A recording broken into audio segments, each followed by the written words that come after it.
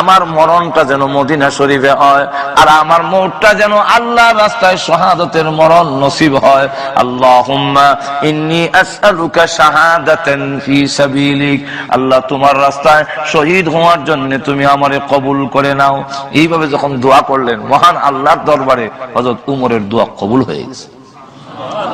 আর জোরে কন্যা আর না হয় ওমর রাদিয়াল্লাহু আনহুকে শহীদ করার জন্য বহু ষড়যন্ত্র করেছে, কিন্তু ব্যর্থ হয়েছে। কি হয়েছে? ব্যর্থ হয়েছে। হইলে তেমনি দুইশো যখন আর যখন তখন রোম এবং পারস্য দুইটা মহাশক্তি, এই দুই মহাশক্তি হয় এক বেটা উমর শুকনা রুটি খায়, আর পাঞ্জাবির মধ্যে 18টা তালি দিয়ে চলে, কিন্তু এই বেটা না কোনো আধুনিক কোন যন্ত্রপাতিও আছে, তার দাহরে আমরা পেশাব পায়খানা চলে যাই। এই লোকটারে না মারতে পারলে আমরা শান্তি কামু কই, এই কথা যারা আমরা বুঝলে লইছি। দুনিয়ার মানুষ আমাদেরকে যতই বুদ্ধিমান বলুক, কিন্তু ফেরেশতার কাছে আমরা ভাগো কই থেকে আইছি, কই আছি, কই যাব। এবং যতক্ষণ পর্যন্ত আপনি আসেন কই, যাইবেন কই, এই টার্গেটটা ঠিক করা না যাবে, ততক্ষণ পর্যন্ত আপনার হাড়া ফুরাইতো না, পথ ফুরাইতো না। পাগলের টার্গেট নাই, কই থেকে আইছে, কই যাইব, তার কোন স্টেশন নেই। এই জন্য দেখবেন বাজারের ইমামতার থেকে রওনা হয়, আবার গুইরা ইমাতা তুই আয়।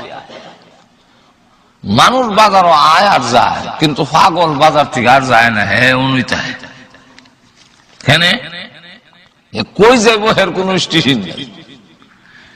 যেমনি ভাবে টার্গেট ঠিক না করলে তার আডা ফুরায় না, ঠিক তেমনি ভাবে আমরাও কই রওনা দিছি এই কথাটা বুঝতে না পারলে, জানা না থাকলে আমরাও জান্নাতের দিকে পথ আগাইত। কি বলেন ঠিক কিনা? আল্লাহ রাব্বুল আলামিন আমার তেলাওয়াতকৃত আয়াতের মধ্যে আমরা কই থেকে আইছি আর আসি কই, আমাদের গন্তব্যস্থান কোথায়, যাবো কোথায়, তা তুলে ধরছে। আল্লাহ রাব্বুল আলামিন বুঝাইতে চান যে এই পৃথিবীতে তোমরা একদিন ছিলে না, আবার থাকবে না। এই কথা জানার পরে আল্লাহর কাছ থেকে তোমরা এসেছো, আবার আল্লাহর কাছে সকলেই তোমরা ফিরে যাবে, এই কথাটা জানার পরেও মানুষ নাফরমানি, আল্লাহর কুফরি নাফরমানি কেমনে করে। আল্লাহ আশ্চর্যবোধক শব্দ ব্যবহার করে বলেন, كيف تكفرون بالله وكنتم أمواتا فأحياكم। আল্লাহ বলেন কাইফা, কিভাবে, কেমনে, তাকফুরুনা বিল্লাহ, আল্লাহর সাথে তোমরা নাফরমানি করো। ওয়া কুনতুম আমওয়াতান ফাআহইয়াকুম, তোমরা ছিলে নিষ্প্রাণ, তোমাদের কোনো প্রাণ ছিল না, লাইফ ছিল না, জীবন ছিল না। ফাআহইয়াকুম, অতঃপর তিনি তোমাদের প্রাণ দিলেন, জীবন দিলেন, লাইফ দিলেন। কিভাবে দিলেন? এক ব্যাখ্যায় তাফসীরের কিতাবে লেখেন যে আমরা মিশ্রিত ছিলাম তিনটা জিনিসের মধ্যে। আমাদের এই বডিটা, দুইটা জিনিসের সমন্বয়ের নাম হলো মানুষ। শুধু এই বডির নাম মানুষ না, এটার ভিতরে আর একটা আছে। আপনারা কেতা হই না আসেনি, আমার মাত বুঝুননি আপনারা, বুঝলে কিছু হা না কইন। একটা হইলো বডি, দেহ, বদন, জাসাদ, প্রাণ, যারে লাইফ কয়, জীবন কয়, মানুষের রূহ, আত্মা বলা হয়। এই দুইটা জিনিসের নাম হইল মানুষ। আরো সহজে বুঝবেন, ফাঁকি রাখার জন্য একটা ফিঞ্জিরা বানানো হয়। ফিঞ্জিরা যদি তাকে ভিতরে ফাঁকি না থাকে, তাহলে ফিঞ্জিরার কি দাম? দুরকম ঠিক নেই। আবার ফিঞ্জিরাকে আটকায় রাখতে হইলে আর ফাঁকিকে আটকায় রাখতে হইলে একটা ফিঞ্জিরার কভার, একটা গোল লাগবে। তো আমাদের একটা হলো বডি, আর একটা হলো এটার ভিতরে একটা জান আছে, জীবন আছে, প্রাণ আছে। ওই জানটা থাকলেই মানুষের চোখ লড়ায়, হাত নাড়ে, জিহ্বা নড়ে, মানুষ কান দিয়ে শুনে, চোখ দিয়ে দেখে। যখন প্রাণ থাকবে না তখন চোখ আছে দেখে না, হাত আছে নড়ে না, জিহ্বা আছে নড়ে না, কান আছে শুনে না। কি তখন ঠিক নেই? তো প্রথম নম্বর হইল আমাদের এই দেহেরও অস্তিত্ব ছিল না। এই দেহটা ছিল তিনটা জিনিসের মধ্যে। কয়টা জিনিস? একটা হলো খাবার, একটা হলো পানি, আর একটা হলো অক্সিজেন, বাতাস। এই তিন জিনিসের মধ্যে আমরা দেহটা মিশ্রিত আছে। এই তিন জিনিস মা বাবা গ্রহণ করছে। মা বাবা খাওন খাইছে, পানি খাইছে, বাতাস টাইনে নিছে। আল্লাহ ভিতরে নিয়ে এই তিনটারে রিচার্জ করিয়া মেশিন দিয়ে, কুদ্দুতি মেশিন দিয়ে ফেরাইয়া তিনটা জিনিস বানাইছে। একটার নাম পায়খানা, আর একটা হইল পেশাব, আর একটা রক্ত। এই রক্ত থেকে আল্লাহ রাব্বুল আলামিন মানুষ তৈরির উপকরণ সৃষ্টি করেছে। এই কারণে আমরা যখন লাশ কবরে রাখি তখন একটা দোয়া পড়ি, এক কাবলা মাটি দিয়া, তিনবারে তিন কাবলা মাটি দিয়া এক দোয়া পড়ে। এটা কোরআনের আয়াত। কি আয়াত? منها خلقناكم وفيها نعيدكم ومنها نخرجكم تارة أخرى। বাংলা কবি তার কবিতার আকারে এই আয়াতের তর্জমা করছে। কেমনে? মাটি হইতে জন্ম নিলাম, মাটিতে মরণ। মাটি হইতে জন্ম নিলাম, মাটিতে মরণ। মাটি হইতে উঠতে হবে, রাখিও স্মরণ। কি তখন ঠিক নেই? এই কথাটাই আমরা কবরের লাশ রাখবার সময় কই। বুখারী শরীফে আল্লাহ রসুল এই আয়াতের ব্যাখ্যায় রসুল হাদিস বলছেন। হাদিসটা হইল فيها تحيون وفيها تموتون ومنها تخرجون। আল্লাহ রসুল বলেন এই পৃথিবীর থেকে তোমাদের বডি তৈরি হয়েছে। এই বডিটা আবার কবরের জগতে মাটিতে তোমাদের রাখা হবে। আবার জেনে রাখো, বডি ফসে গলে সব শেষ হয়ে গেল, এই মাটির থেকে আবার কিয়ামতের মাঠে পূর্ণ বডি নিয়ে মহান আল্লাহর দরবারে হাজির হবে। তাহলে এই মাটির থেকে আমরা রইল কেমন রইল? ওই মাটির উৎপাদিত জিনিস এই আয়াতের ব্যাখ্যায় তাফসীরে মাযহারিতে লেখেন আল্লামা সানাউল্লাহ ফানিপতি রাহমাতুল্লাহি আলাইহি। আমাদেরকে মাটির মানুষ কওয়া হয়, আমরা আদম জাতি হইলাম মাটির মানুষ। মাটির মানুষ কয় এখানে, আমরা তো মাটির ডাইরেক্ট মাটির তৈরি নই। এটা তিনটা কারণ বলছেন। এর মধ্যে একটা কারণ হইল আমাদের সকলের বাবা হলেন আদম আলাইহিস সালাম। আমারও আব্বা, আপনারারও না? আপনারা না? মানুন না আপনারা? আদম আলাইহিস সালাম যেমন আমার আব্বা, আপনারারও আব্বা। গোটা মানব জাতির আব্বা হলেন আদম আলাইহিস সালাম। উনি মাটির তৈরি, এর মধ্যে কোনো মারামারি নাই, কিন্তু কোনো ইখতিলাফ নাই। আমরা দেশে তো ইখতিলাফ আছে। আদম আলাইহিস সালাম যে মাটির তৈরি, এটার মধ্যে কোনো ইখতিলাফ, কারণ আল্লাহ বিভিন্ন আয়াতের মধ্যে বলছেন। এক আয়াতের মধ্যে বলছেন فَإِنَّا خَلَقْنَاكُم مِّن تُرَابٍ। এই তুরাব মানে মাটি। আদম আলাইহিস সালামকে মাটির থেকে সৃষ্টি করেছে। এবং শয়তানও যখন তাকে জিজ্ঞাসা করা হলো মা মানাআকা আন তাসজুদা ইয আমারতু, তুই কেন সাজদা করলে না আদম রে, আমি যেখানে হুকুম দিলাম, করলি না? এখানে শয়তানের জবাব দেয় قال أنا خير منه خلقتني من نار وخلقته من طين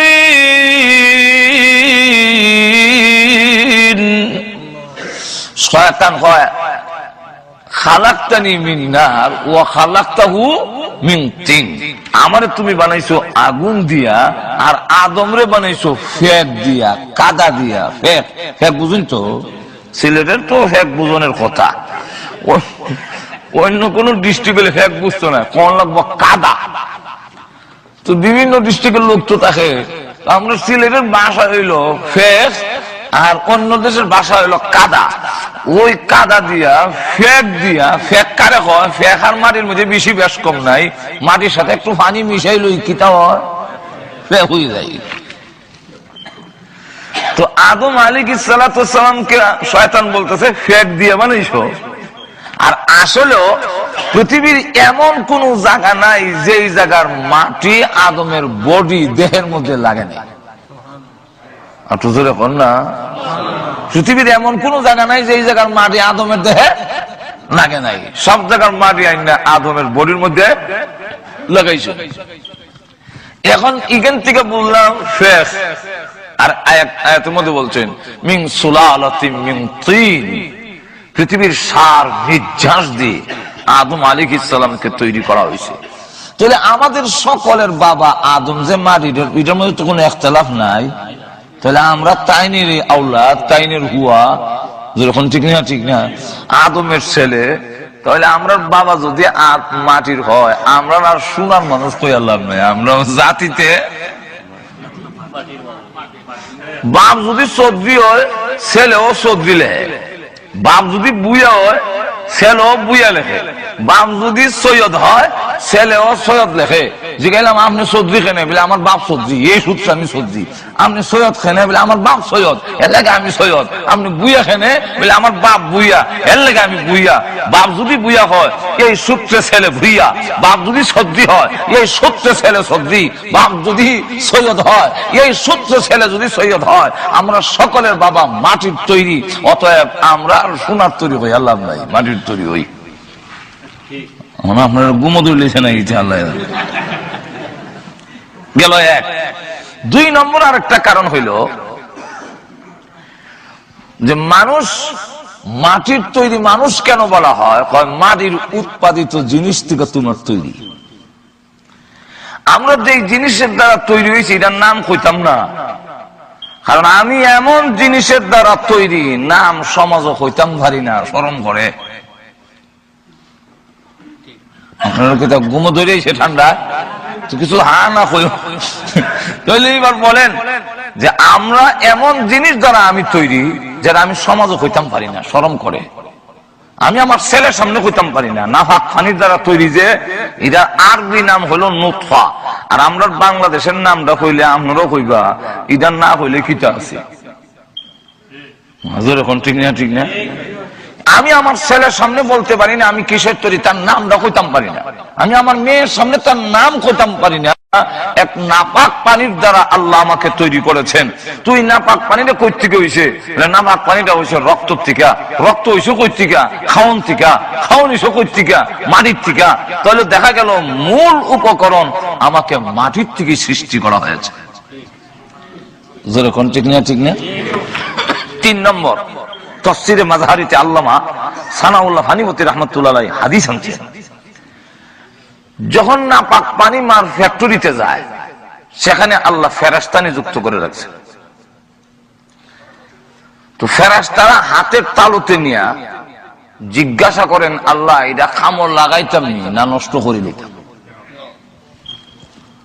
যদি কাজে লাগাই ছেলে বানাই মুই না মেয়ে, ফুয়া হইতো না হুড়ি হইতো? ফুয়া ফুরি যদি বানায় আঙ্গুল কি 20টা দিতাম না 22টা? 22 আঙ্গুল দেখছেন না মনে আপনার এদিকটা যে আঙ্গুল থাকে তো কত রয়েছে, এদিকটা আরো 2টা হইলে 10 10 আর এখানে আরো 2 তো কত হয়েছে 22। সেন্টার চোখটা জায়গা বইতাম না চোখের সেন্টার একটু লড়াইয়া দিতাম, অনেকের চোখের সেন্টারে একটু লাগাইল থাকে, এই জন্য হ্যাঁ কোন দিকে চাইছে বোঝা যায় না, হ্যাঁ ওই দিকে চাইছে না, যখন আসেনি না নাই এরকম। আল্লাহ রাব্বুল আলামিন বলেন, রে ফেরেশতারা, ছেলে হবে না মেয়ে হবে, আঙ্গুল কি 20টা হবে না 22টা হবে, চোখের সেন্টার ঠিক মতে বসাবে না কি একটু বেশ কম হবে, আমি আল্লাহ নতুন করে বলার দরকার নাই। লৌহে মাহফুজের বোর্ডের দিকে তাকায় দেখো, আমি আল্লাহ 50,000 বছর আগে তার স্ট্রাকচার তৈরি করে রেখে দিয়েছি, তার বডিটা আমি আগেই তৈরি করে রেখে দিয়েছি। যেমন কোন বিল্ডিং করলে, উষা টাওয়ার করলে, এটা ইঞ্জিনিয়ার দেয়া প্ল্যান করে বিল্ডিংটা কাগজ আগে আই হলে, ঠিক নেই। আমরা মসজিদ বানাবার আগে ইঞ্জিনিয়ার দেয়া মসজিদ কিন্তু কাগজে করছে, কাজে আইছে না কিন্তু কাগজে আইছে বিল্ডিংটা। আমরা দেশে রাজমিস্ত্রি দেখে না প্ল্যানটা দিয়া হয় আমার বিল্ডিংটা তৈরি করে দিলাও, তখন যদি রাজমিস্ত্রি হয় দরজা করা হইতো, জানালা উইন্ডো করা হইতো, বাথরুম করা হইতো, কোন দিকে হইতো, তখন আমরা কইবা কাগজ দিলাও, বুঝিলেছি তুমি ক নম্বরের মিস্ত্রি। আল্লাহ বলে, وَكُلَّ شَيْءٍ أَحْصَيْنَاهُ فِي إِمَامٍ مُبِينٍ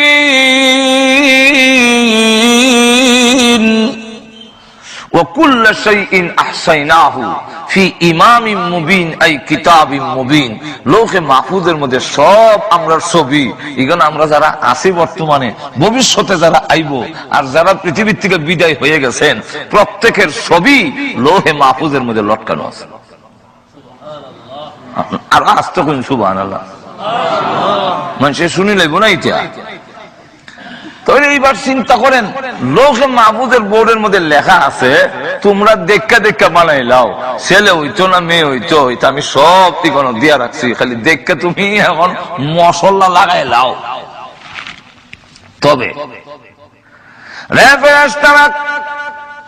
ওই জায়গা থেকে এক চিমটি মাটি এনে তার নাভিটা গঠন করো, যেহেতু আমি আল্লাহ কোরআনে বলে দিয়েছি, মিনহা খালাকনাকুম ওয়া ফিহা নুঈদুকুম ওয়া মিনহা নুখরিজুকুম তারাতান উখরা।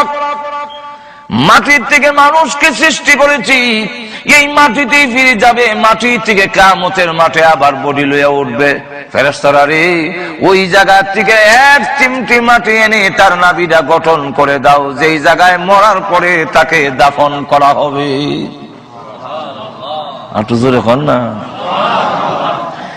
এই জন্য প্রত্যেকটা মানুষের নাভির মধ্যে মাটি আছে, হোক মুসলমান হোক অমুসলমান, বিশ্বাসী অবিশ্বাসী যারাই হোক না কেন, প্রত্যেকটা মানুষকে তৈরি করার সময় ওই জায়গা থেকে এক চিমটি মাটি এনে তার নাভিটা গঠন করা হয়েছে, যেই জায়গাতে তার মৃত্যুর পরে কবর দেওয়া হবে, দাফন করা হবে।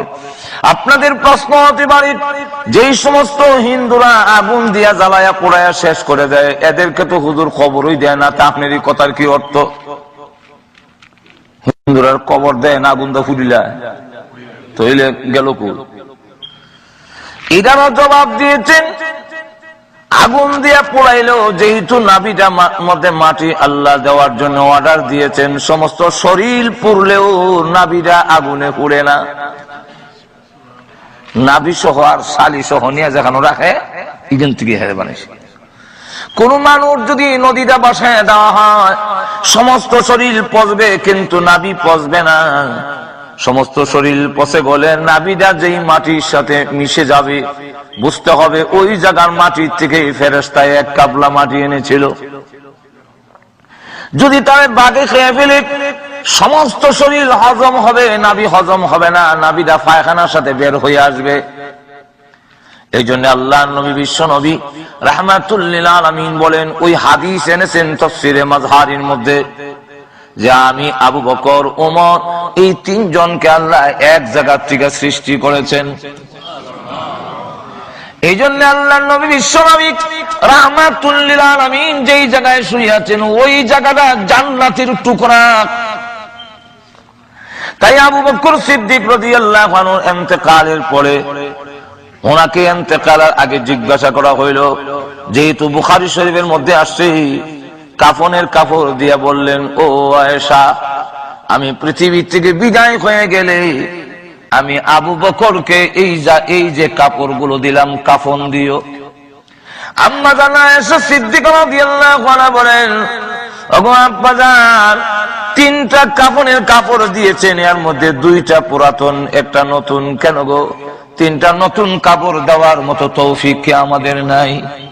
আপনি 3টা পুরাতনের কাফনের মধ্যে 2টা পুরাতন কাপড়, একটা নতুন দিলেন কেন? হযরত আবু বকর সিদ্দিক রাদিয়াল্লাহু আনহু বলেন, মা, 3টা নতুন কাপড় দেওয়ার মতো তৌফিক তোমাদের আছে, এই বিশ্বাসও আমারও আছে, কিন্তু জানুনি কেন দিয়েছি 2টা পুরাতন একটা নতুন? মাগো, আমি 2টা বছর রাষ্ট্র চালাইলাম, দেশের জনগণকে জামা কাপড় দেওয়া এটা আমার দায়িত্ব ছিল। কবরে যাওয়ার পরে আমাকে যদি জিজ্ঞাসা করা হয়, আবু বকর, তুমি কি দেশের জনগণকে নতুন জামা কাপড় পরাইয়া এসেছো? আমি তখন আল্লাহর কাছে বলবো, খোদা, সকলকে নতুন জামা কাপড় পরাইতে পারি নাই বলে আমি 2টা পুরাতন কাপড় নিয়ে হাজির হয়েছি। সুবহানাল্লাহ। হযরত আবু বকর সিদ্দিক রাদিয়াল্লাহু আনহু বললেন, আব্বাজান, আমরা জানতে চাই আপনাকে কোথায় দাফন করব? আবু বকর সিদ্দিক রাদিয়াল্লাহু আনহু বলেন, ওগো মা, আমার নতুন করে বলার দরকার নাই, আমার ইন্তেকালের পরে তোমরা গোসল দিবে, কাফন পরাবে, জানাজার নামাজ পড়ে বিশ্ব নবীর রওজার পাশে নিয়ে সালাম দিয়ে জিজ্ঞাসা করবে, আল্লাহর নবী যদি জবাব দেয় তাহলে নবীর পাশে শোয়াবে, আর না হয় দূরে শোয়াইয়া দিও। হ্যাঁ আয়েশা এবং সাহাবীরা, ওমর, ও আলী, তোমরা শুনে রাখো, আল্লাহর নবী বিশ্ব নবী রাহমাতুল লিল আলামিনের কাছে গিয়া যদি সালাম দাও আর জবাব দেয়, কারণ আল্লাহর নবী বিশ্ব নবী রাহমাতুল লিল আলামিন রওজা শরীফে জিন্দা আছেন। কি আছেন জোরে কোন, আর একটু জোরে কোন, এর মধ্যে কোনো সন্দেহ? বুখারী শরীফে উল্লেখ করা হয়েছে, বুখারী শরীফের একটি অধ্যায় আছে, এই অধ্যায়ের নাম হলো বাবু হায়াতিন নবী সাল্লাল্লাহু আলাইহি ওয়াসাল্লাম। এর মধ্যে ইমাম বুখারী হাদিস এনেছেন, ওয়া হুয়া ফি কবরিহি হাইয়ুন, আল্লাহর নবী রওজা শরীফে জিন্দা আছেন। নবীজি বলেন, আমার রওজার পাশে সালাম দিলে আমি রাসূল নিজ কানে তার সালাম শুনি। ও সাহাবীরা শোনো, আমি আবু বকর সিদ্দিক রাদিয়াল্লাহু আনহুর লাশটা নিয়া কবরের পাশে গিয়া যখন বিশ্ব নবীকে সালাম দিবে, নবী যদি জবাব দেয় তাহলে মনে করবে আল্লাহর রাসূল আমার প্রতি খুশি আছেন, আর যদি কোনো জবাব না দেয় তাহলে মনে করবে আল্লাহর নবী বিশ্ব নবী রাহমাতুল লিল আলামিন 2 বছরের আমার শাসনের কার্যকলাপে রাসূল নারাজ হয়ে গেছেন। আল্লাহর রাসূলের পাশে শুয়াইও না, অন্য কোন জায়গায় আমারে শুয়াইয়া দিও। রাসূল নারাজ থাকা অবস্থায় আমি আবু বকরকে রাসূলের পাশে শুয়াইও না। হযরত ওমর এবং আলী রাদিয়াল্লাহু আনহুমা বলেন, আমরা জানাজার নামাজ পড়ে নবী রাসূলের রওজার পাশে যখন লাশটা নিয়ে ডাক দিলাম, সালাম দিলাম, আসসালাতু ওয়াসসালামু আলাইকা ইয়া রাসূলুল্লাহ, ইয়া হাবিবাল্লাহ, ওগো আল্লাহর নবী, আপনার হিজরতের সাথী, আপনার দুনিয়াতে প্রধান সাথী, আপনার শ্রদ্ধেয় শ্বশুর আবু বকর সিদ্দিক রাদিয়াল্লাহু আনহুকে নিয়ে এসেছি, অনুমতি যদি দেন আপনার পাশে শোয়াবো, আর না হয় দূরে কোথাও নিয়ে দাফন করে ফেলবো। হযরত আবু বকর, ওমর এবং আলী রাদিয়াল্লাহু আনহুমা বলেন, এমনি আমরা কবর থেকে আওয়াজ আসতে শুনেছি, আদখিলুল হাবিবা ইলাল হাবিব। রে ওমর, ও আলী, আমার আবু বকর কই? আমাকে জিজ্ঞাসা করতে হবে না, আমার পাশে শোয়া দাও। আদখিলুল হাবিবা ইলাল হাবিব, তার হাবিবকে হাবিবের কাছে শোয়া দিবে, বন্ধুকে বন্ধুর কাছে শোয়া দিবে। এতদিন ছিল আবু বকর দুনিয়ার সাথী, হিজরতের সাথী, এখন থেকে হয়ে যাবে আমার রওজা শরীফের সাথী।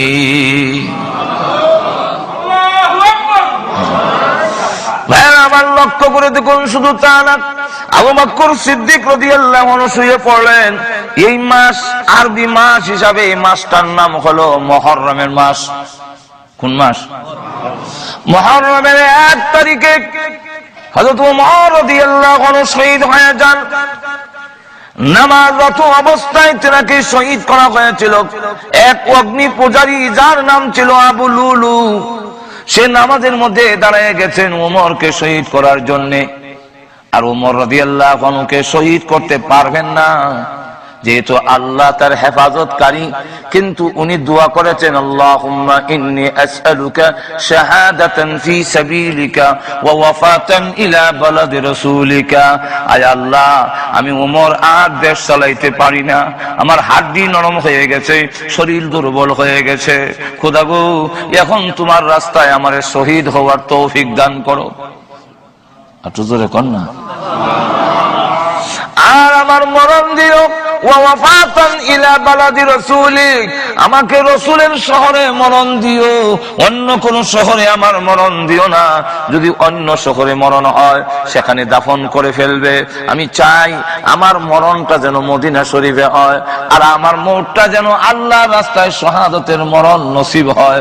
আল্লাহুম্মা ইন্নী আসআলুকা শাহাদাতান ফি সাবিলিক। আল্লাহ, তোমার রাস্তায় শহীদ হওয়ার জন্য তুমি আমারে কবুল করে নাও। এইভাবে যখন দোয়া করলেন, মহান আল্লাহর দরবারে হযরত উমরের দোয়া কবুল হয়ে গেছে। একটু জোরে কর না। আর না হয় ওমর রাদিয়াল্লাহু আনহুকে শহীদ করার জন্য বহু ষড়যন্ত্র করেছে, কিন্তু ব্যর্থ হয়েছে। কি হয়েছে? ব্যর্থ হয়েছে। হইলে তেমনি দুইশে যখন আর একটু জোরে কর।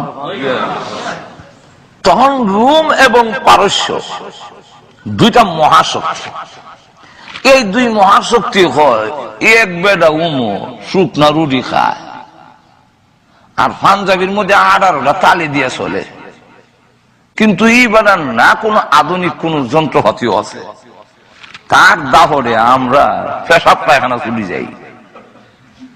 এই লোকটারে না মারতে পারলে আমরা শান্তি পাইতাম না। মারতাম কেমনি? ষড়যন্ত্রের মাধ্যমে তাকে হত্যা করতাম। তারা রুদ্ধদ্বার বৈঠক করিয়া সিদ্ধান্ত নিছে, রোম এবং পারস্য দুই দেশের অংশ, মানে বর্ডারের সাইডের দুইটা শহরে মিলাইয়া একটা রাষ্ট্র বানানো হবে। আর ওই রাষ্ট্র তারে দেওয়া হইব, এই জায়গাটা তারে দেওয়া হইব যে উমরে মাইরে দিবে। এই সিদ্ধান্ত নিয়ে তারা লোক তালাশ করতেছে। এক লোক বলল, আমি 1000 সৈন্যের মোকাবেলা করতাম পারি। আপনারা যদি কাগজ লেখকে আমার দলিল পত্র করে জায়গাটা দিলেন, তাহলে এই দায়িত্ব আমি। তাকে কাগজ করে লিখিত পরিত দেওয়া হয়েছে, উমরকে মারা দিতে পারলে এই জায়গার মালিক তারে বানানো। সে 3 মাস পর্যন্ত স্পেশাল ট্রেনিং দিছে, কেমনে রাষ্ট্রপ্রধানরে মারণ লাগে। রাষ্ট্রপ্রধান মারণ আর আমারে মারণ এক সমান হোক, বেশ সমস্যা না। আমরা তো যে কোনো জায়গা চাইবো, আর রাষ্ট্রপ্রধানকে তো সব জায়গা যথায় তথায় অরক্ষিত অবস্থায় হওয়া যাবে না। সুতরাং তিনি 3 মাস পর্যন্ত স্পেশাল ট্রেনিং দিছে রাষ্ট্রপ্রধান রে কেমনে মারণ লাগে। আর তরবারির মধ্যে বিষ মিশ্রিত হইয়া টুপি লাগাইছে, লম্বা দাড়ি লাগাইছে, লাগাইয়া ইসলাম পোশাক পরিয়া মদিনার বর্ডার দিয়ে ঢুকছে। এখান থেকে বোঝা যায় যুগে যুগে ইসলামের ক্ষতি করার জন্য ইসলামের লেবাস পরে ওই ক্ষতি করে। আর একটু জোরে হন না। যেমন বিভিন্ন জায়গায় বোমা ফুটাইয়া দেওয়া, যথায় তথায় মানুষ মেরে নেওয়া, এটা তো ইসলামের শিক্ষা নয়। আর একটু জোরে হন না, ঠিক নেই। কিন্তু অনেক সময় দেখা গেছে ইসলামের লেবাস লাগাইয়া মুসলমানের নাম ধরা এই কামগুলো করতেছে। এর দ্বারা মুসলমানের লাভ করতেছে না ক্ষতি করতেছে? আর একটু জোরে হন না। সুতরাং ইসলাম মুসলমান কখনো এই প্রশিক্ষণ, এই ট্রেনিং, এই শিক্ষা দেয় না। তো লক্ষ্য করে দেখেন, ঢুকছে আর তার মুখের মধ্যে, জবানের মধ্যে জানি লা ইলাহা ইল্লাল্লাহ, লা ইলাহা ইল্লাল্লাহ। তো ঢুকে ওই এক মুসলমানের সাথে দেখা হয়েছে। তারে জিজ্ঞাসা করে, আপনাদের বাদশা যে, ওনার বাড়ি রকম না। তো ওই সাহাবী জিজ্ঞাসা করে, আপনি যে জিজ্ঞাসা করলেন বাদশাহ, আপনি কি মুসলমান নন? খুঁজি মুসলমান। তুই মুসলমান হইলে বাদশাহ জিগাইলা কেন? বলে, ভাই আমি নতুন মুসলমান হয়েছি, এখনো সব শিখছি না। তো ওই সাহাবী কয়, বাদশাহ কইও না, মুসলমানের বাদশাহ হয় না, মুসলমানের আমিরুল মুমিনিন হয়। আমরা বাদশাহ হইল আল্লাহ, সার্বভৌমত্বের মালিক, পৃথিবীর মালিককে আরো জোরে আওয়াজ দিয়ে বলেন। আমাদের একজন খলিফাতুল মুসলিমিন হয়, আমিরুল মুমিনিন হয়, কিন্তু বাদশাহ হয় না। ও ভাই, আমি তো নতুন মুসলমান হয়েছি, তা হইছি না। আচ্ছা যাও, সাল্লাম। আচ্ছা, উনার রাজপ্রাসাদ কোনটা? আবার দিব রাজপ্রাসাদ। ও ভাই, আমি তো আগে কিছু নতুন মুসলমান হয়েছি, তা এখনো হগল শব্দ দেখছি না। মুসলমান যিনি রাষ্ট্রপ্রধান হন, তিনি আর দেশের নাগরিকের টাকা, খাওয়া, লেবাস, পোশাকের মধ্যে কোনো বেশ কম থাকে না। দেখা দেখ, সুবহানাল্লাহ কইতেন না? মুসলমানের যিনি রাষ্ট্রপ্রধান হবে, তার খাওয়া দাওয়া, লেবাস, গাড়ি বাড়ি সবগুলো সাধারণ নাগরিক মানে মধ্যবর্তী নাগরিক আর তার মধ্যে কোনো বেশ কম নাই। ওনার রাজপ্রাসাদ নাই, বাঙ্গা একটা গড় আছে। কয়টা? উনি যে বিচার আচার করে, এই এজলাসটা সিংহাসন রকম। হে কইলাম খবর লইতেছে কোনানো হামলা করত। উনি কয় ওনার তো এরকম শাহী কোন এজলাস নাই, মসজিদের মিম্বর দেখায় ওই মিম্বর হইল ওনার এজলাস। সুবহানাল্লাহ বলবেন না? আচ্ছা, আমি এখন ওনার ফাইম কই একটু সাক্ষাৎ করতাম, আসলাম। ওই সাহাবী আকাশের দিকে তাকাইয়া কয়, আমার মনে হয় পাশে একটা বাজার আছে, ওই বাজারের পাশে একটা বাগান আছে, এই বাগানের কোন একটা গাছের নিচে উনি ঘুমাইছে। তো আগন্তক লোকটা জিজ্ঞাসা করে, আপনি আসমানও ছায়া কইলা কেন? এই কেন লেখা আছে না? কোন লেখা নাই, আমরা তো ওই যুগে তো গড়ি নাই।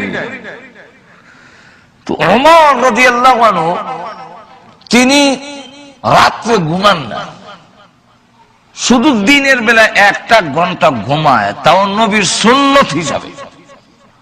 নবী দিনের বেলা যেই টাইমে ঘুমাইতেন, উনি ওই টাইমে ঘুমায়। আর তো জোরে কর না। সুতরাং ওনাকে যদি পাইতে হয়, আমি আসমানের দিকে চাইলাম, সেখানে গড়ি যেহেতু নাই, সূর্যের দিকে ছায়া দেখলাম, সূর্যটা কই আছে। তাকায় দেখি যেই টাইমে উমর ঘুমায়, এই টাইম হয়ে গেছি। কতক্ষণ আগে আমি উনার বাজারও দেখেছি, আইবার সময় উনি দুধের মার্কেটে দুধ পরীক্ষা করতেছে, দুধের মধ্যে পানি দিছে কিনা। আমরা সমাজে দেখছি না, দুধের মধ্যে পানি দেওয়া যাবে, আর ওখানে আসেনি, গুড়াইয়া মারে, গুড়াইয়া মারে, গুড়াইয়া মারে। মানে একবারে দেখা যায় ড্রামের মধ্যে পানি তৈছে আগে, দুধ ডালে। জিজ্ঞাসা করলো, ইতা করো ওখানে? আমি তো হিসাবের কাছে মরি দিছি ভর্তিকা। হুজুর আমার কাছে, দেখ তুই তো দুধের ব্যবসা করো, দুধের মধ্যে বললাম পানি দিস না। এর লেগে হুজুরের কথা মানি, দুধের মধ্যে আর পানি দেই না, এখন পানির মধ্যে দুধ দেই। দুধের মধ্যে পানি দেওয়া আর পানির মধ্যে দুধ দেওয়ার মধ্যে বেশ কম কতটুকু, খাম তো একটাও। আর শুধু এখন ঠিক কিনা? আমরা দেশে একবারটা করছি কিতা, চৈত্র মাসও আমরা এখানে খুব একটা অভাব থাকে, কথা বুঝেন না? তো এখন সংসার কেমনে চালাইতো, হেরার কোনো বুদ্ধি নাই। শেষে বউর সাথে রাগ দেখাইয়া আন্ডি বাতিল ভাঙ্গিয়া তুমি তোমার বাপের বাড়ি যাও, আমার বাড়ির জায়গা নাই। আর বাচ্চারার কাছে গিয়া তোরা নানার বাড়ি যা, আর আমি আমার শ্বশুর বাড়ির যাই।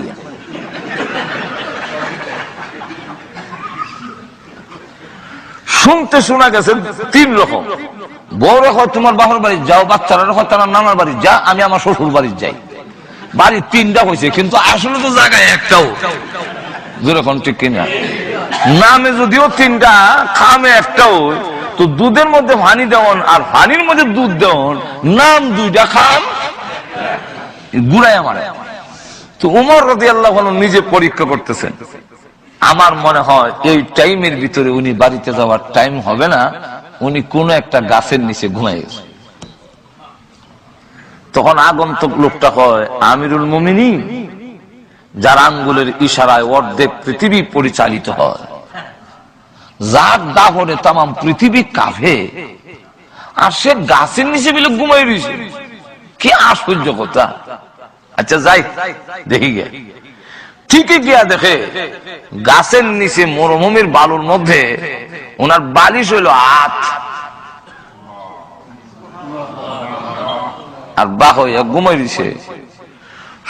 গাছের ফাঁকে ফাঁকে যে সূর্যের আলো লাগে, এতে গাইমা পানির ফুটা বালুত পড়তেছে, কিন্তু উনি ঘুমাইতেছে। এই অবস্থা দেখা হয়, এমন অরক্ষিত অবস্থায় উমর ফিরে রইল, কোন সিকিউরিটি গার্ড নাই। উমর উনার নাম। তখন দূর থেকে দাঁড়ায় ওমর, বুঝতে পেরেছি আমাদের দেশের রাষ্ট্রপ্রধানের সিকিউরিটি লাগে। কেন? তারা জনগণের অধিকার দিতে পারে নাই, এই জন্য জনগণ দিয়ে তার বিশ্বাস নাই। ওমর, তুমি দেশের জনগণের অধিকার দিয়েছো, এই জন্য সিকিউরিটি গার্ডের কোন প্রয়োজন নাই, গোটা দেশবাসী তোমার সিকিউরিটি গার্ড হয়ে গেছে। যাই হোক, মারিলে আমি তো রাষ্ট্রপ্রধান দরকার, এবারের নাম আটকালে তো আমি জায়গার মালিক হইতাম না। মারিলে হঠাৎ করে তাকায় দেখে উমরের পায়ের কাছে একটা বাঘ বসা লেজ দিয়া মশা মাছি দৌড়ায়। এই দৃশ্য দেখে হয় সুবহানাল্লাহ, এদিকে আর একটু আগে গিয়ে উমরকে দেখার সাথে সাথে তার অন্তরের মধ্যে এমন ভূমিকম্প আরম্ভ হয়েছে, আল্লাহ উমরের মধ্যে এমন একটি প্রভাব দিয়েছিলেন, যে কোনো সাহসী লোক উমর দেখলে হ্যাঁ না কাঁপা পারত না। এমনকি ওই যুগে আমরা বাংলাদেশে বাচ্চারা না ঘুমাইলে মা ডর দেখায়, ঘুমাও ঘুমাও, ওই যে পাগল আইতাছে, ঘুমাও ঘুমাও, ওই যে মেঘকে আইতাছে, আর কতটা হয়, ঘুমারে ঘুমারে। ওই যুগে বলতো ঘুমাবি না উমরে ডাক দিমু।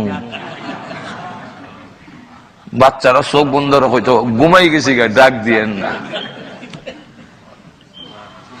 আমরা বাংলাদেশে বাচ্চারা রাত্রে ঘুম থেকে উঠাইয়া মা নিয়ে বাইরে পেশাব করে আনে, এই দৃশ্য আপনারা জানা আছে কি? আর তো যখন জানা আছে, তো আমি বাড়ি নিলে পেশাব করতে চায় না, খালি মূর্ছা লয়, পেশাব করে না। এর কারণ বিছনা তো নরম, বিছনা ঘুমাইয়া ঘুমাইয়া পেশাব করন, কত আরাম। তুই সময় তাড়াতাড়ি পেশাব কর, নাহলে হাগল আইতেছে, কুত্তা আইতেছে, শিয়াল আইতেছে, বাঘ আইতেছে, এটা কয়। ওই যুগে বলতো পেশাব করবি না উমরে ডাক দিমু, এমনি আর ডাক দিয়ে না, পেশাব করে দিছি তো। এমন প্রভাব আল্লাহ উমরকে দিয়েছিলেন। এখন উমরে দেখার সাথে সাথে তার সমস্ত শরীরের মধ্যে কম্পন আরম্ভ হয়েছে। এক কদম আগুয়ায় আর আরেক কদম ডরে খোল্লামে ফিসের দিকে যায়। এরকম করতে করতে তার 1 ঘন্টা শেষ হয়ে গেছে। আর ওমর রাদিয়াল্লাহু আনহু 1 ঘন্টা ঘুমান। ক ঘন্টা? আল্লাহ।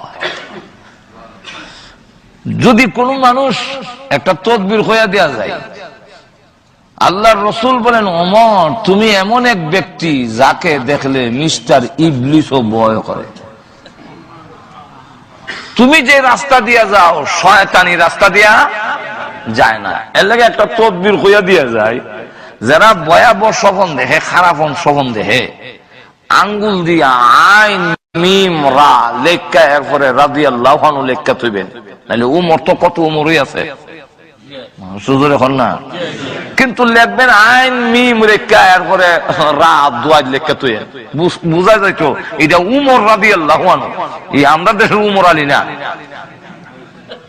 মাজুর এখন ঠিক না।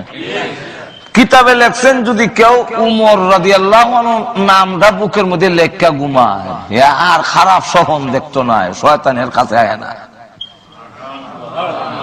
আর তো জোরে বলল সুবহানাল্লাহ। তো খলিফাতুল মুসলিমিন হযরত ওমর রাদিয়াল্লাহু আনহু 1 ঘন্টা ঘুমান, উনার ঘুম ভাঙি গেছে। ঘুম ভাঙছে পরে চোখের মধ্যে ঘুম থেকে উঠে এইভাবে একটা মোড় দেওয়ান সুন্নত দিলে ঘুমের যে একটা চোখের ছাড়ে না 5টার সময় যাইতাম, ঘুমাইছে 1টার সময়, এখন কেমনে গিয়ে ডিউটি যাইতাম জানে না, তাহলে ঘুমটা খাটি যাই। উনি যেই মাত্র এমনি চোখ খুললে চাইছে, অতক্ষণ তো উবাইয়া খারা কাঁপছি, আমার চুরি গেছি। খলিফাতুল মুসলিমিন ওমর রাদিয়াল্লাহু আনহু দৌড়ে গিয়ে তাকে উঠাইলেন, উঠে বলে, রে প্রতীক, চিনি না তোমাকে, বলো দেখি তোমার পেটে কোনো খিদা আসেনি? যদি খিদা থাকে আমার কাছে বলো, আমি বললাম আমি এই দেশের রাখাল, তোমার খাবারের ব্যবস্থা আমি করব। লোকটা পারস্য ভাষায়, ফার্সি ভাষায় কথা বলে। খলিফাতুল মুসলিমিন ওমর রাদিয়াল্লাহু আনহু তার ভাষা বুঝেন না, খলিফাতুল মুসলিমিন ওমর রাদিয়াল্লাহু আনহু তার কথা বুঝেন না। তখন ওমর রাদিয়াল্লাহু আনহু আবার জিজ্ঞাসা করেন, রে পথিক, তোর কোনো বিমার আছে কি? কোনো অসুবিধা যদি থাকে আমার কাছে বলো, আমি তোমার ব্যবস্থা করে দিব, আমি তোমার চিকিৎসার ব্যবস্থা করব। লোকটা ফার্সি ভাষায় কথা বলেন, উনি বুঝেন না। তখন কাগজ বের করে দেখালেন, কিন্তু তিনি কাগজও বুঝতেছেন না এটা কিসের কাগজ। তখন তরবারির উল্টা পিঠ দিয়ে এমনি দেখায়, ওমর তোমাকে হত্যা করার জন্য আমি এসেছিলাম। হযরত ওমর রাদিয়াল্লাহু আনহু বলেন, তাহলে হত্যা করে গেল। এবার বুঝতে পারলেন যে তিনি হত্যা করতে পারলে এই যে কাগজ, জমি সম্পত্তির মালিক হয়ে যাবে। ওমর রাদিয়াল্লাহু আনহু ডাক দেন, ও প্রতীক, আমি খাত্তাবের হুয়া ওমরের কোনো দাম নাই। আমি বকরির রাখাল ছিলাম, আমি উটের রাখাল ছিলাম, আমার কোনো ইজ্জত সমান ছিল না রে। আমার ইসলামে আমার সম্মান বাড়িয়েছে। এখন তুমি যদি আমাকে জবাই করে রাষ্ট্রপ্রধান হয়ে যাও, আমি উমরের একটুকু কোনো আপত্তি নাই। আমি মনে করলাম যে আমি উমরের কারণে একটা লোক কিছু উপকৃত হয়েছে, আমার তো কোনো দাম নাই, কাঁদিলাও। এই লোকটা কয়, আর শরম দিয়েন না, আমার কালমা ভরাই দেন, আমি মুসলমান হইতাম চাই। তখন কালমা করে মুসলমান হইল। মুসলমান হওয়ার পরে তাকে জিজ্ঞাসা করা হইলো, অত বড় লোক তুই ছেড়ে দিলে কেন, ইসলাম ধর্ম গ্রহণ করলে কেন? বুঝলাম না। লোকটার দিকে তাকানোর সাথে সাথে আমার সমস্ত শরীরে ভূমিকম্প আরম্ভ হয়েছে। আর ওমর যখন চোখ দিয়ে আমার দিকে তাকাইছে, তখন আমি তাকায়া দেখি উমরের চোখের মধ্যে এমন পাওয়ার, যেমন আল্লাহর কুদরতি চোখ দিয়ে আমার দিকে তাকাইছে। আল্লাহ ওয়ালাদের চোখের পাওয়ার অনেক দূর পর্যন্ত যায়। আর তো যখন সবাই সিরিয়াল জায়গা লাগাই যতগুলা আছে, একটু ছাড়তাম না, আপনারা মনে করেন না একটা সাইডে একটা যাইতাছে, সব লাইন সিরিয়াল ঠিক থাকবো। এখন লক্ষ্য করে দেখেন, বুঝাইতাম চাই উমরের আধ্যাত্মিকতার পাওয়ার কত দূরে। আল্লাহু আকবার। হযরত আলী রাদিয়াল্লাহু আনহু বলেন, আমি স্বপ্নে দেখি, একদিন ঘুমাইছি, স্বপ্নে দেখি মদিনার মসজিদের মিম্বরে বসে রাসূল বয়ান করতেছেন, আর আমরা বয়ান শুনতেছি। এই মুহূর্তে একজন লোক আইছে, একজন মহিলা আইসা বলতেছে গেটের সামনে যে, কে আছেন মসজিদে? আমার খেজুর গুলো নেন। আমার পাকনা খেজুর, গাছের মধ্যে ফাঁকনা খেজুর, ফাঁকছে নতুন গাছ আর নতুন ফল ধরছে, আমি রসুলের জন্য নিয়ে আইছি, রসুল যেন খায়, আর এই খেজুর গুলো যেন অন্যদের মধ্যে বন্টন করে দেয়। এমনি রসুল বলেন, আলী ওই মহিলার খেজুর গুলো আনো। তো হযরত আলী বলেন, আমি গিয়ে খেজুর গুলো আনলাম। বাস্তবে না স্বপ্নে? স্বপ্নে। তো আইনা রসুলের কাছে রাখলাম। রসুল একটা খেজুর উঠাইয়া আমার হাতে দিলেন। আমি মুখে দিয়া দেখি গাছ ফাঁকনা খেজুর, তো খুব মজা, খুব মিষ্টি। মনে মনে চাইছিল আরেকটা যদি রসুল আমারে দিতেন, কিন্তু রসুলের কাছে কেমনে কইতাম আরেকটা দেন, এটা তো হাত মাথাতাম পারি না। মনে মনে রইল আকাঙ্ক্ষা, ঘুম ভেঙে গেল।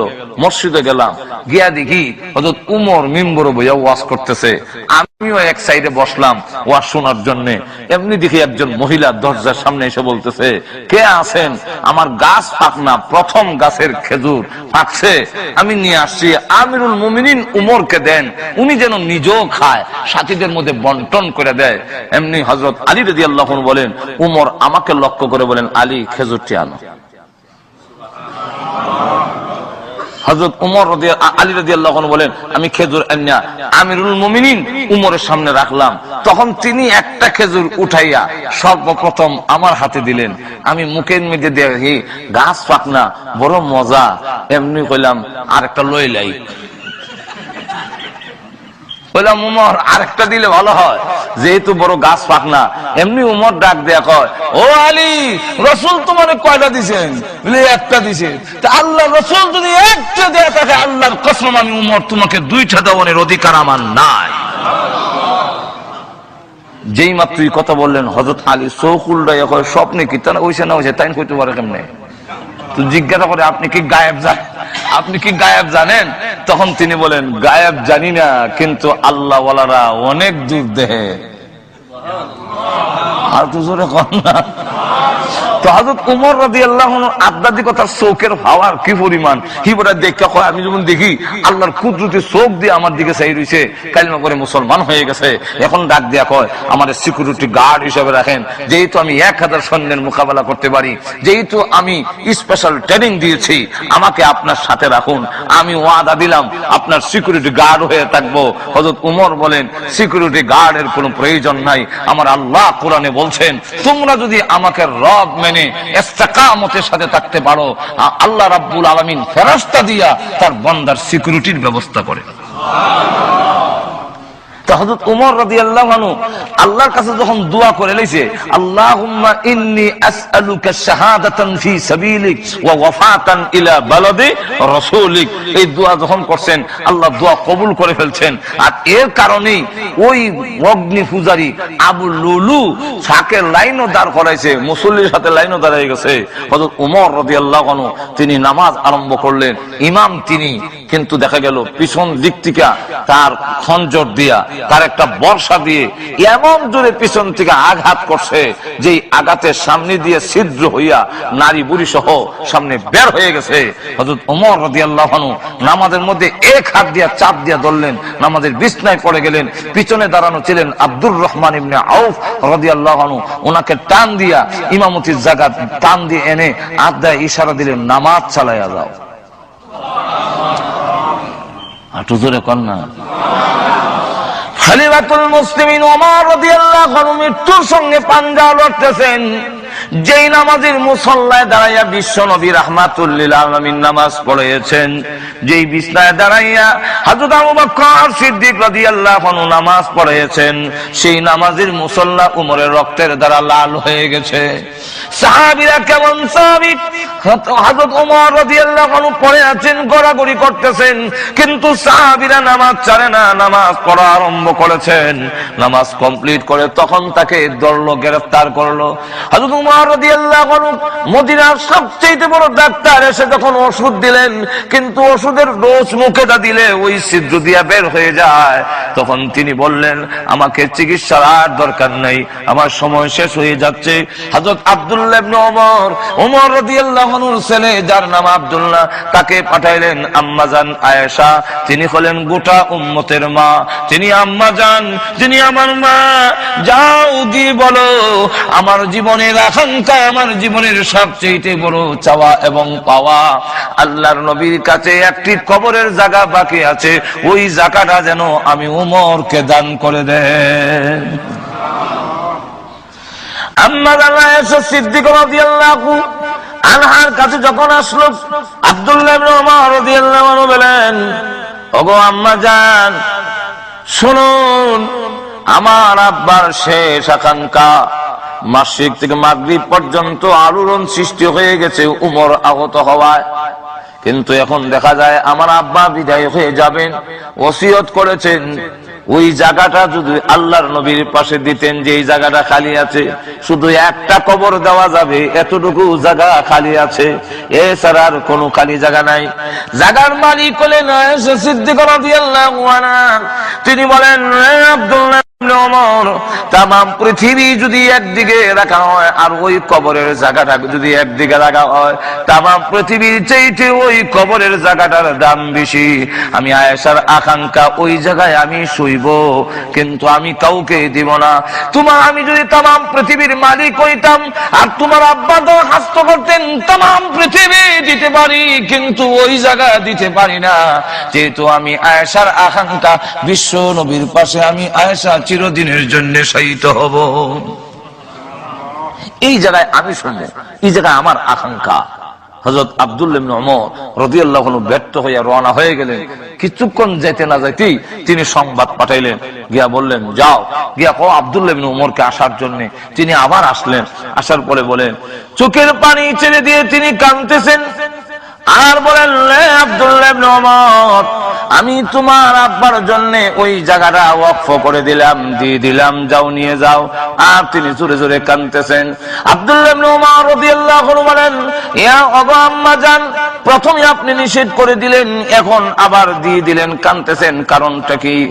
নিষেধ করার পরে একটা কথা আমার স্মরণ হয়ে গেল, কিয়ামতের কঠিন ময়দানে বিশ্বনবী রাহমাতুল লিল আলামিন যদি বলেন, আয়েশা গো, তুমি না উম্মত জননী, উম্মতের মা, ওমর তোমারই সন্তান হয়ে একটি জায়গার জন্য আবদার করেছিল, তুমি একটু জায়গা দিতে পারলে না, তুমি কিসের মা হলে?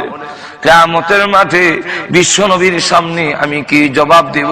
এই কারণে আমার সবচেয়ে মহব্বতের জায়গা উমরের জন্য আমি দান করে দিলাম। হযরত ওমর রাদিয়াল্লাহু আনহু তিনি প্রথমে পাঠাইয়া আবার পিছনে দৌড়ে লোক পাঠাইলেন, আব্দুল্লাহ ইবনে ওমরকে গিয়ে বলো জায়গা লাগবে না, উনি যেন প্রস্তাব না দেয়। কেন? বলে আমার একটা কথা ইয়াদ হইছে। কি কথা? বলে আমি এখনো রাষ্ট্রপ্রধান, আমি এখনো আমিরুল মুমিনিন, প্রাণ যাওয়ার আগ পর্যন্ত তো আমি ক্ষমতায় এখনো আমার আছে। এখন ক্ষমতা থাকা অবস্থায় আরেকজনের জায়গা যে আমি প্রস্তাব দিলাম, এটা তো আমার রাষ্ট্রীয় ক্ষমতার অপব্যবহার হইতে পারে। আমার ক্ষমতার বলে জায়গা দখল করেছি, কিয়ামতের মাঠে যদি আমি আসামির কাঠগড়া হয়ে যাই, সুতরাং আমার ছেলেকে গিয়ে বলো জায়গার প্রস্তাব দিতে হবে না, ফিরে আসার জন্য। কিন্তু প্রস্তাব নিয়ে যেতে যেতে আব্দুল্লাহ ইবনে ওমর রাদিয়াল্লাহু আনহু বলেন যে আম্মাজান আয়েশা সিদ্দিকা ওনার জায়গা আপনার জন্য ওয়াকফ করে দিয়ে ফেলেছে। তো আল্লাহর নবীর পাশে হযরত উমর রাদিয়াল্লাহু আনহু শোয়ার সুযোগ হয়ে গেল। এই তিনজন হাদিস কেমন বাস্তবায়িত হয়, আল্লাহ রাসূলের হাদিসের কথা কত সত্য যে এখনো আল্লাহ রাসূলের পাশে আবু বকর সিদ্দিক রাদিয়াল্লাহু আনহু আসুননি, এতদূর এখন না উমর আসুননি, কিন্তু যার গড়ের মালিক যিনি আয়েশা সিদ্দিকা রাদিয়াল্লাহু আনহা, উনি কিন্তু শোয়ার সুযোগ হইছে না। ঠিক না? তাহলে এখন আসুন, আল্লাহ রাব্বুল আলামিন বলেন, কাইফা তাকফুরুনা বিল্লাহি ওয়া কুনতুম আমওয়াতান ফাআহইয়াকুম। ও পৃথিবীর মানুষ, তোমরা একটু বিবেচনা করো, একটু চিন্তা করো, একটু তোমার যে সাধারণ জ্ঞান আছে সেই জ্ঞান দিয়ে একটু চিন্তা করো, সেই সত্তার সাথে, সেই আল্লাহর সাথে তুমি কিভাবে নাফরমানি করো, তার কথা অমান্য করো কেমনে?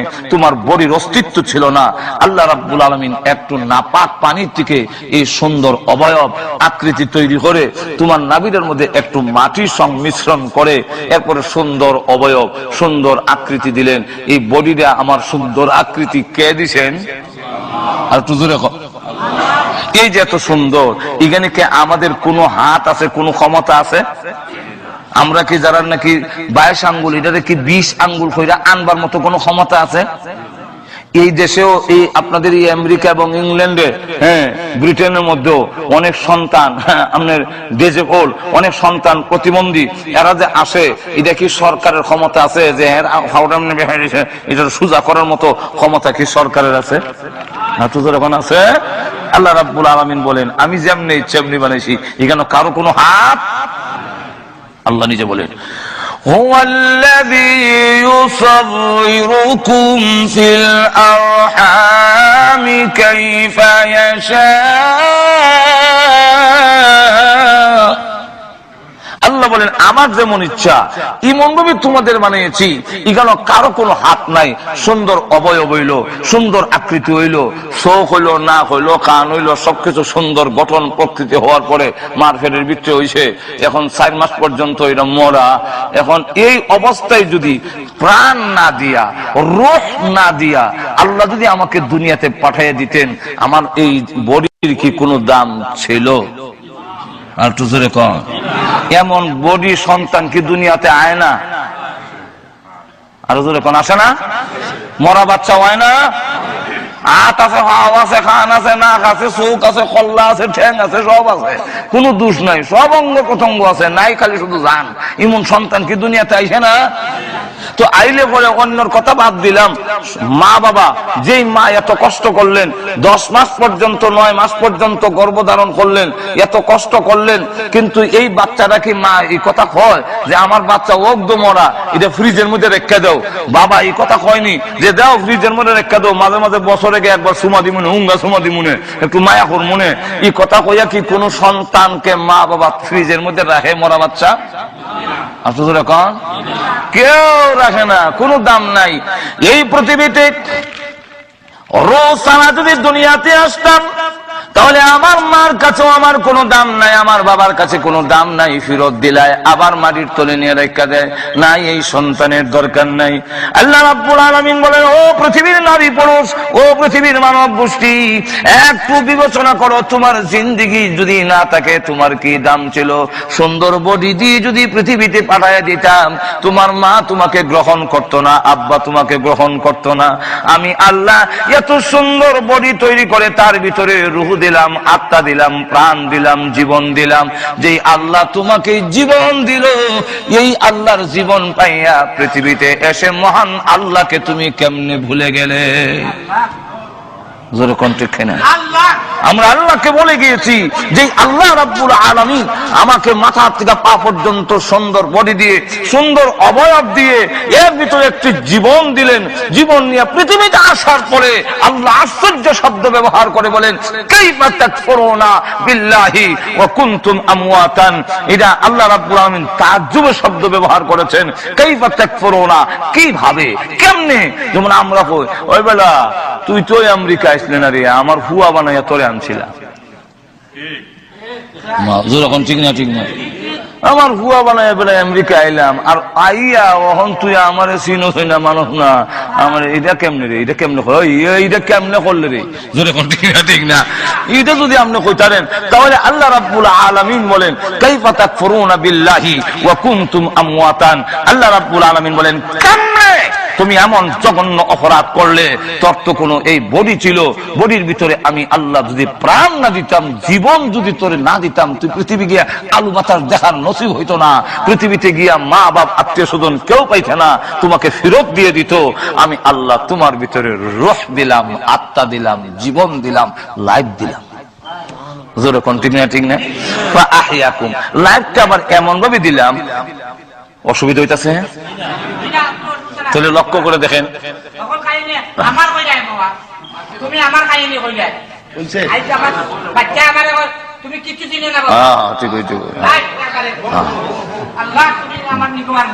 মাশাআল্লাহ। এখন লক্ষ্য করে দেখেন, আচ্ছা দেখেন, চোখ খুললা নিতে পারবো নি? আচ্ছা একটু লক্ষ্য করে দেখেন না, মারতেন না। মানুষের অনেক সময় বিষের দুঃখ থাকলে সে জজবা বেশি আয়, মাজুর এখন ঠিক কিনা? এটা আপনি আরো জনের দুঃখ সময় হাসতা না, মাজুর এখন ঠিক কিনা? এবার তো দুঃখ পাইয়া কইতাছে, আপনি যদি আবার এমন দুঃখ পাইন তখন বুঝবা, এলিগা ইয়ে করতা না। তো এখন লক্ষ্য করে দেখেন, আমার চোখ খুললে নেওয়ানের সম্ভাবনা, একজনে যদি ডাকাইতে সুর ডাকাইতে ধরে আমার চোখ খুললে নিয়ে গিয়ে নিতার বুনি, চোখ খুললে নিত না। আপনার এইটা আশ্চর্য কথা কইলা, চোখ খুললে নিতাম, ডাকাইতে খুললে খুললে লই যাবো কি? নেয় নাই রকম। আচ্ছা, আমার ভিতরের কিডনি পর্যন্ত খুললে লইয়া যায়, যখন ঠিক না? আল্লাহ রাব্বুল আলামিন রূহটাকে এমন ভাবে ভিতরে দিয়ে দিলেন, নাইলে হাইজেক কইরা আমেরিকার পক্ষ থেকে রূহ হাইজেক করাইয়া মানুষে মারাইয়া রূহ আইনা বড় বড় লিডাররা হেরার একটা রূহ সাথে আরেকটা ফ্রিজ আইনা জমা করে রেখে দিব, ইডার মিয়া শেষ হলে হিট আইনা লাগাই দিব, এই কইরা হে 1000 বছর বাঁচবো আর মরতো না। আমার আল্লাহ, আমার মহান আল্লাহ রাব্বুল আলামিন এমন ভাবে রূহটাকে ফিট করে দিলেন, ভিতরের ভিতরে জীবনটাকে আমার দেহের ভিতরে মাথার থেকে নিয়ে পায়ের আঙ্গুল পর্যন্ত এমন কোন জায়গা নাই যেই জায়গার ভিতরে আল্লাহর রূহ দেয় নাই। রূহ আমার চুলের গুড়িতে আছে, রূহ আঙ্গুলের মাথা তো আছে, আমার পায়ের মধ্যে রূহ আছে। এই জন্য রূহ আছে বলে আঙ্গুল লড়ে, রূহ আছে বলেন ফাতি মারি, রূহ আছে বলে জিহ্বা নড়ে, সব জায়গায় রূহ। আল্লাহ বলেন এমন জায়গায় তোমার রূহটাকে আমি দেহের মধ্যে ফিট করে দিলাম, পৃথিবীর কেউ কিয়ামতের আগে আইলে আমার কাছে আইতো, কিন্তু পৃথিবীর কেউ তোমার রূহ নিতে পারবে না। আমরা রূহ আজরাইলে অতীতে অনেক মানুষের নিছেনি, আমরা নিবনি তো তো বোঝা যায় নেওয়ানের মতো একটা কিছু একটু তো এখন না আসেনি। আজরাইলে যখন টান্ডা ছিলা রুল হয়ে যায়, কিন্তু তো রুবিচ্ছেটা আছে, আজরাইল নিতে পারে, কিন্তু বুশে নিতে পারবে না, ওবামা নিতে পারবে না, বাংলাদেশের প্রেসিডেন্ট নিতে পারবে না, ভারতের প্রেসিডেন্ট নিতে পারবে না, আবার ইংল্যান্ডের ব্রাউন তিনি নিতে পারবেন না, পৃথিবীর কেউ নিতে পারবে না। আল্লাহ বলেন আমি দিছি, আমি যেদিন আনবো এদিন কেউ ধরে রাখতে পারবে না, কিন্তু আমি রু দিছি, পৃথিবীর কেউ হাইজেক করে ছিনতাই করে নিতে পারবে না। ঠিক না? ঠিক না? রু নিতে পারে না। তাহলে এখন চিন্তা করেন, মাথার থেকে পা পর্যন্ত আল্লাহ বলেন এমন জায়গায় তোর রুটা এমন ভাবে দিলাম, দুইটা জায়গার সাথে আবার সম্পর্ক রুহের বেশি। কয় জায়গায়? কিন্তু মাথার থেকে পা পর্যন্ত সকল জায়গায় রুহ, মাত বুঝুননি, মাথার থেকে পা পর্যন্ত সব জায়গায় রুহ আছে, কিন্তু দুই জায়গার মধ্যে সম্পর্ক বেশি। কোন দুই জায়গা? একটা হলো মাথা আর একটা হলো বাম স্তনের এখানে এই জায়গাটা, এই দুইটা জায়গার মধ্যে রুর সম্পর্ক বেশি। এই কারণে এই দুই জায়গায় আঘাত করলে মানুষ মারা যায়। বুঝাইতে পারছিনি? আখ কাটলেও মানুষ মরে না, পাও খাদি লাইলে মানুষ মরে না, চোখ খুলে নিছে কি মানুষ মরে না, জিব্বা খাদি লাইছে মানুষ মরে না, কিন্তু একটা ছুরি দিয়ে সেন্টার মতো এখানে যদি হার মারে, দুই জায়গার সাথে রুর সম্পর্ক বেশি। আল্লাহ বলেন রুটা কেন দিলাম? রুটার জীবনটা এমন ভাবে দিলাম, কোন নাস্তিক যদি বলে, যারা আল্লাহর অস্তিত্ব বিশ্বাস করে না, তোমরা যদি এই কথা বুঝায় যে রু আল্লাহ নাই, তাহলে তাদেরকে জবাব দিবা তুমি কিভাবে? তাদেরকে দাঁত ভাঙ্গা জবাব দেওয়ার জন্য তোমার দেহের ভিতরে আমি আল্লাহ একটা রু দিলাম, মাথার থেকে পা পর্যন্ত সব জায়গায় রু আছে, কিন্তু আজ পর্যন্ত বিজ্ঞানের চরম উন্নতির যুগে রু কোথায় আছে কেউ উদ্ঘাটন করতে পারেনি। আল্লাহ বলেন আসমান থেকে জমিন পর্যন্ত প্রত্যেকটা মাখলুকের ভিতরে আমি মহান আল্লাহ আছি। মাথার থেকে পা পর্যন্ত রু যেমন আছে, আসমান থেকে জমিন পর্যন্ত সব মাখলুকের ভিতরে আর যখন আসেনি। এখন রু যেমন আছে দেখানি জানা, যদি কেউ কয় বলে আল্লাহ বলেন রু যেমন দুই জায়গার সম্পর্ক বেশি, মাথা আর কলবে, আমি আল্লাহ সব জায়গায় আছি, কিন্তু দুই জায়গায় আমার সম্পর্ক বেশি, একটার নাম আরশ আর একটার নাম কুরসি। কোন সম্পর্ক বেশি? আরশ আর কুরসি। এখন আসুন, কেউ যদি বলে যে আল্লাহ নাই, তাহলে দেখি না কেন, তাহলে তার জবাব দিবেন কেমনে? কুরআন হাদিস কতখান শিখবেন গিয়া? তার জবাব দেওয়ার জন্য আল্লাহ বলেন দৃষ্টান্ত দিলাম রূহ, রু দিয়ে দিলে। এক লোক কয়, এক টিচার স্কুলে পড়াইতেছে যে আল্লাহ নাই, মোল্লার কথা তোরা বিশ্বাস করিস, যদি আল্লাহ থাকতো তাহলে দেখি না কেন, ধরতে পাই না কেন, ছুঁইতে পাই না কেন, কোন জ্ঞানও পাই না, সুতরাং যে জিনিস দেখা যায় না এই জিনিস তোমরা বিশ্বাস করো না। তো ক্লাসের মধ্যে আবার কিছু ছেলেরা থাকে একটু ফোন দিত, ইগেনের মধ্যে এক মুসলমানের মৌলভী সাহেবের বাচ্চাও আছে, হ্যাঁ কয় সর্বনাশ, এখন সারে যে আমরা রিমান নষ্ট করিল, এমনি কয় স্যার আপনি জিন্দা না মুর্দা? আমি তো মনে করছিলাম তুই ক্লাসের মধ্যে ফার্স্ট, মানে প্রথম ছাত্র, খুব ফার্স্ট ক্লাস, কথা বুঝছেন, ভালো মেধাবী ছাত্র, তোর কথাই দিয়ে এখন বোঝা গেল মাথার গোবর ছাড়া আর কিছু নাই। বলে কেন স্যার? বলে আমারও তো হলে আমার রু আসেনি, রু না থাকলে আমি কেমনি মাটি দে হস না মাটি যে? বলে স্যার রু আছে, আপনি বিশ্বাস করেন? বলে বিশ্বাস করি। বলে আপনি দেখছেন? বলে না আমিও দেখছি না। তাহলে আমরাও দেখছি না, আপনিও দেখছেন না, একটু রুটা বাইর করে টেবিলে রাখেন, এরপরে দেখে আপনারা বিশ্বাস করবেন। তখন টিচার কয় না, রু দেখানো যায় না, রু এমনি বিশ্বাস করতে হয়, রু আছে, জান আছে, বিশ্বাস করতে হয়। বলে কেমনে? বলে আজ যে লড়ি দেখাস না, আমার চোখ যে ফাতি মারি দেখাস না, যেদিন থাকবে না একদম ফাতি মারবো না, হাত নড়বে না, পা নড়বে না, তখন বুঝবে রু আমার নাই, আমি মুগ্ধ হয়ে গেছি। তাহলে এত বড় আকাশ, এই পৃথিবী, বিশ্ব ব্রহ্মাণ্ড, চন্দ্র সূর্য দৈনিক চক্কর লাগাইতেছে, সবগুলো পরিচালিত হতেছে, এতগুলো দেখে কি আপনি আল্লাহ আছে বিশ্বাস করতে পারেন না?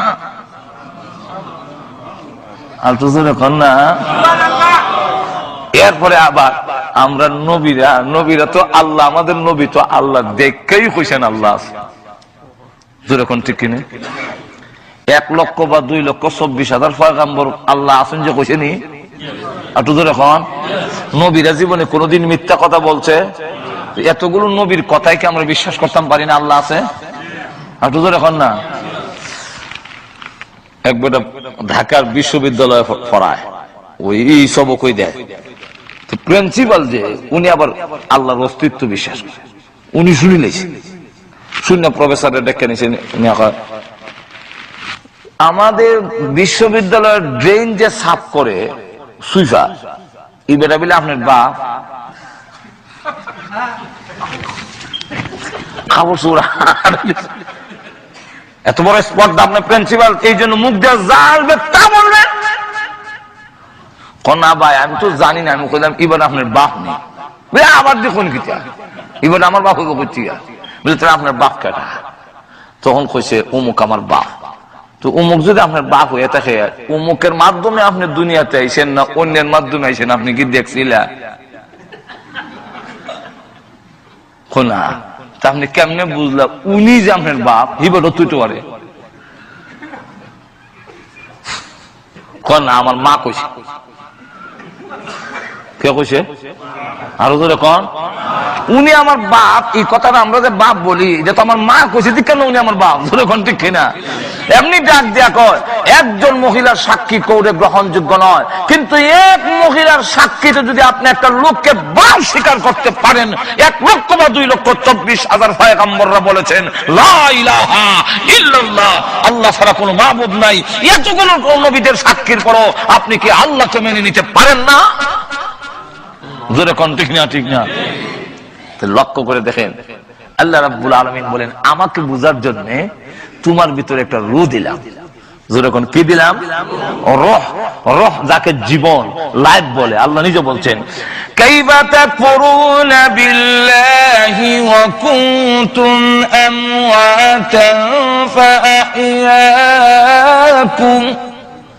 হে পৃথিবীর মানব গোষ্ঠী, কিভাবে তোমরা নাফরমানি করো, কিভাবে তোমরা কুফরি করো ওই আল্লাহর সাথে, যেই আল্লাহ তোমরা নিষ্পাপ, তোমরা নিষ্প্রাণ ছিলে।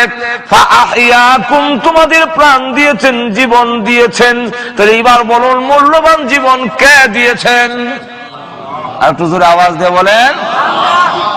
যাক, বিস্তারিত এগুলো আর কোনের দরকার নাই।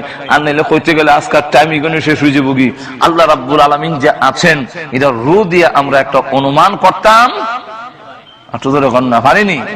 না দেখলেও বিশ্বাস করা যায় আল্লাহ।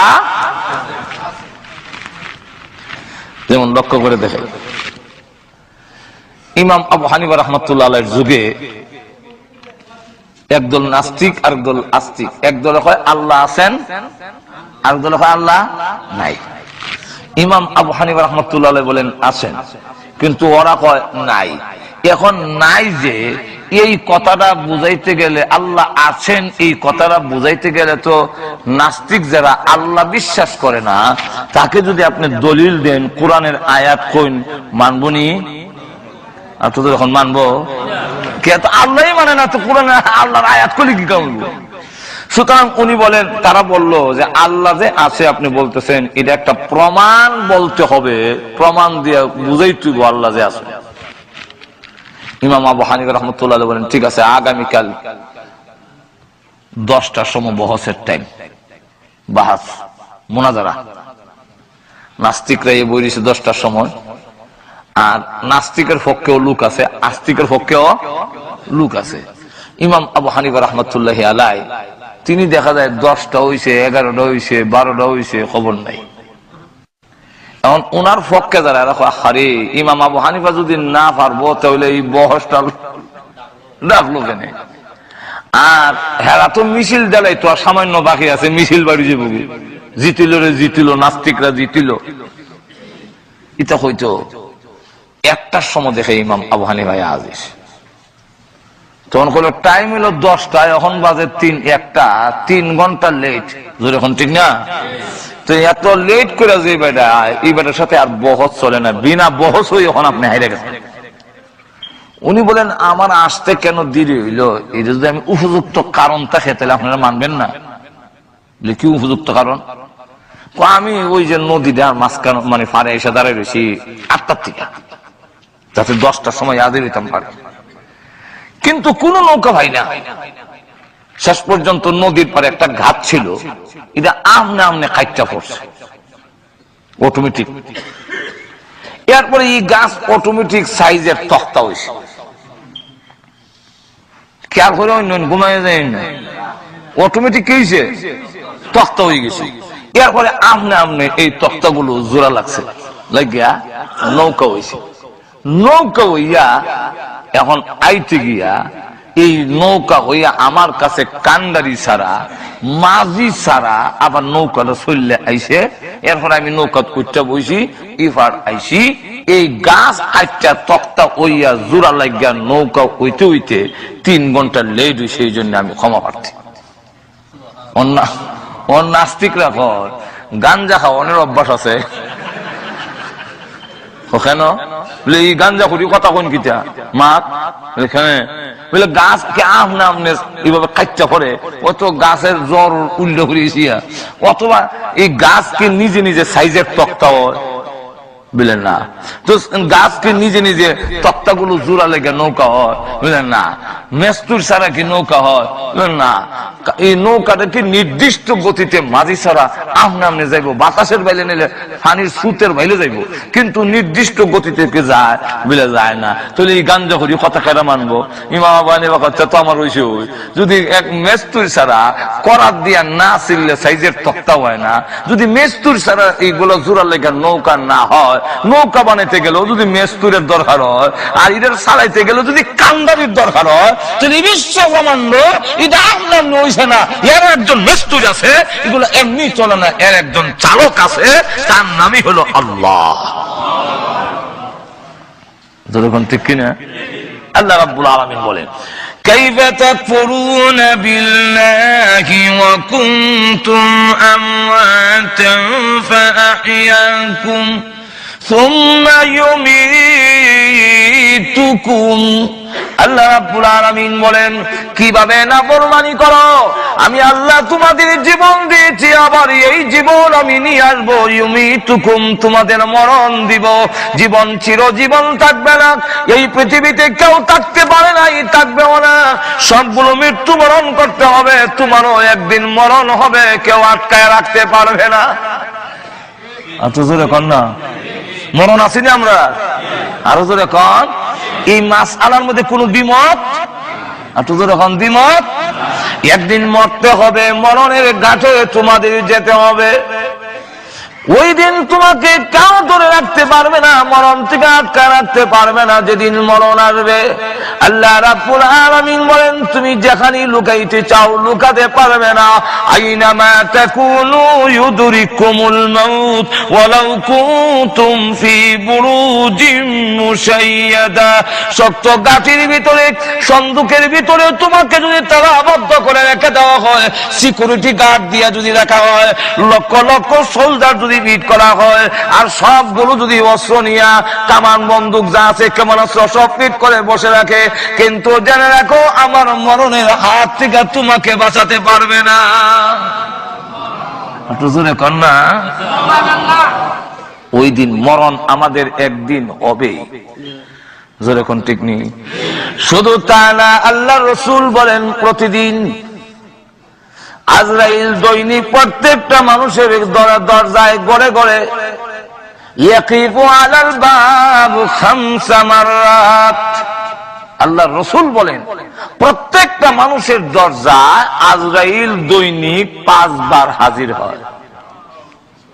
আর তো জোরে বল না, আপনারা এই কথা মনে করেন না যে আমরা অত নম্বরের ঘরের ভিত্তি আর সিকিউরিটির ভিত্তি কেমনি আইব, অত নম্বর চিনলেন না। আমরা তো অনেক সময় ফেস লাগে যাই, ঈদ একটা চিহ্ন দিয়ে তৈয়া যায় ঘরের নম্বরটা ঠিক রাখবার লাগিয়া।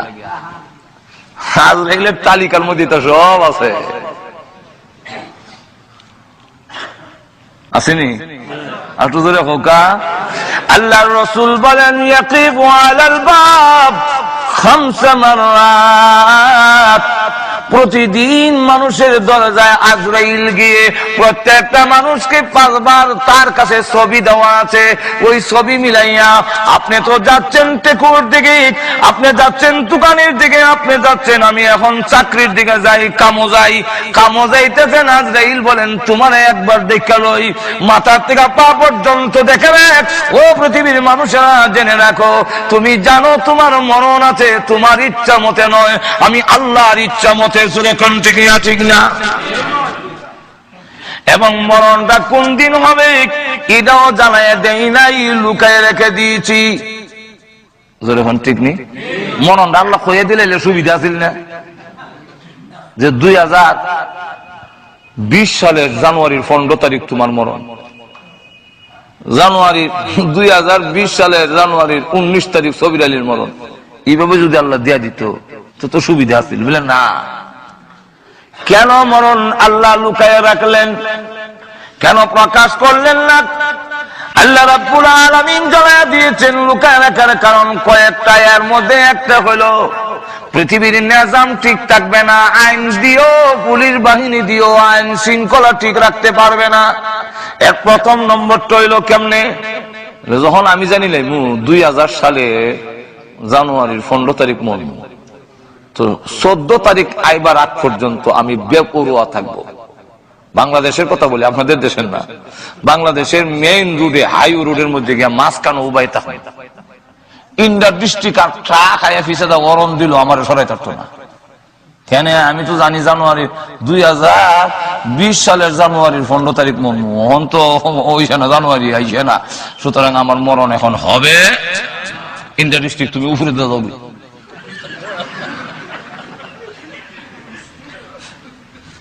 আর এমনি মানুষ মরণ যেহেতু জানা নাই, বাংলাদেশে গেলে একটা সিএনজি যদি হিসেবে খালি মরণ দেয়, ফাল দিয়ে নিশে বলে